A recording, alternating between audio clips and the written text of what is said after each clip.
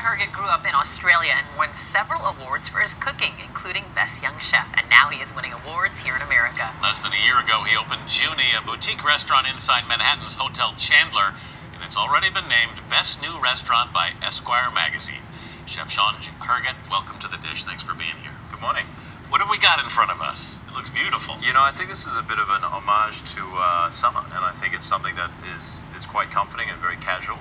And for me, it's always something that it has to be fresh, and obviously the ingredients, a lot of it's from Union Square Market, so we like to support the local guys, but hopefully it just tastes nice and fresh. I love that you say that this is informal. It's surf and turf. You're probably the only person that would say it's informal. But I want to ask you, because when I look at all of the dishes here, one of the things I notice that seems like it's really echoed in your restaurants is letting the colors of the food shine on the plate. Natural beauty of what is surrounding us, and also the earth gives us these amazing colors. And right now, the reason why June is called June is because summer and spring in June, just everything is fantastic. Not only from a visual aspect, you've got the blossoms, you've got also the great tendrils, you've got everything is growing right now, and it's really at its peak of flavor as well. You grew up in Australia. I am very Australian. Your father was a professional chef for a while, yes. So is that what got you? You know, he was part of it, but my grandmother was my great inspiration in my life. She was the one who was very much a huge part of me growing into this sort of foodtarian and sort of like just completely indulging my entire life in the food business, yeah.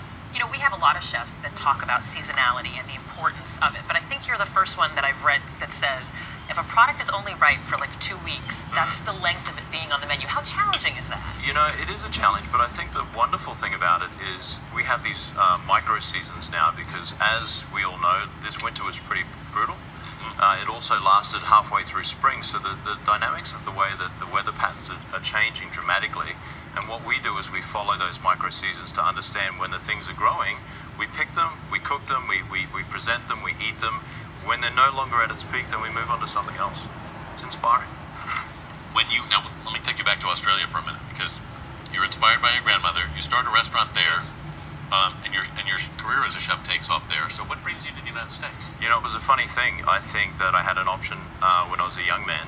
I think I was 24 to go and work in Japan, and I actually always had an idea of coming to the United States because my father's from Ohio. So here I was going to come over for 1 year, and then all of a sudden, 15 years later, I find myself in New York, and this is now my second restaurant that I've opened. But you know, I love it. I love it. We're looking at images of the restaurant right now. It's super minimalist.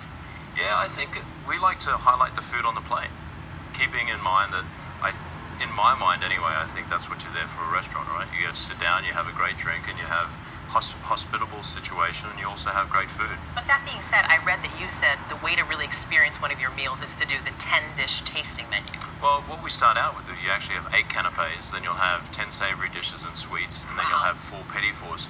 It's an experience. I mean, it's not something that you just pop in and say, listen, we're going to have a 4-hour event. But at the same time, I feel like it is a lifetime experience. It's one of those sort of childhood memories that I bring to the table, and it's all the inspiration of what we have in the local market. And then you have, you know, 23 years worth of cooking expertise with a great team behind you. And this is what we try to produce. It is a lifetime memory. Not to be the lush here, but can I ask what we're drinking? You know, something delicious. Happy Lime is one of those things that I think is so fresh for summer. It has a little bit of pisco and some rum in it as well. I think it complements the meal really, really well. Can I tell him that he said before we had this, he said it's still a little late for me to be having a cocktail. True Australian. Funny, I feel the same way.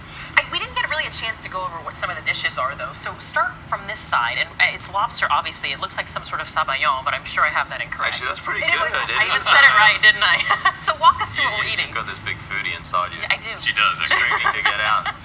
Well, actually, what it is, it's some Maine lobster. We grill it, take it out of the shell, and all it is a hollandaise sauce that we emulsify, a little bit of citrus into it, some orange, some lemon zest. But again, food should be very simple and it should be easy to understand.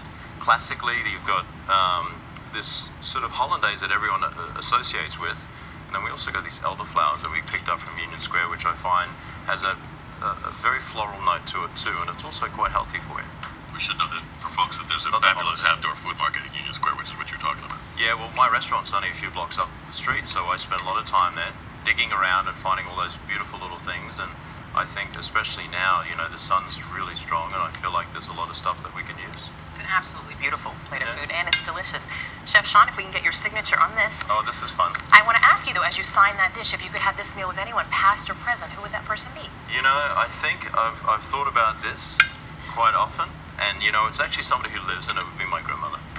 I think it's somebody who's, like I said, she's my inspiration.